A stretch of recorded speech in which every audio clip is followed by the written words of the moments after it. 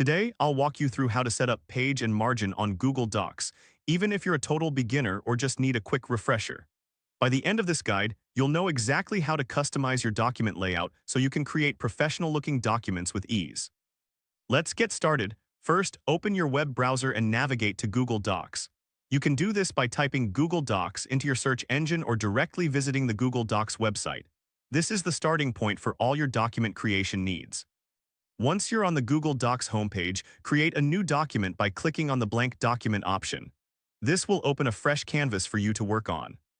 Now let's focus on setting up your page margins. To do this, look for the File option in the top left corner of your screen and click on it.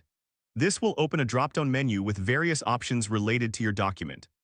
From the drop-down, select Page Setup. This is where you can adjust the layout settings for your document. In the Page Setup window, you'll see default margin settings. The standard margin is 1 inch, but you can customize these values based on your preferences. Think of this as adjusting the frame of a picture. The right margins can enhance the overall look of your document. Now type in your desired margin sizes in the respective fields. Don't worry if your dashboard looks slightly different, the options should be similar. Once you've entered your preferred margins, click on OK to save your changes. This will apply the new settings to your document, giving it a polished appearance. And there you have it. You've successfully set up your page and margin in Google Docs. Remember, a well-formatted document not only looks professional, but also makes it easier for your readers to engage with your content. If this helped you out, please give the video a thumbs up.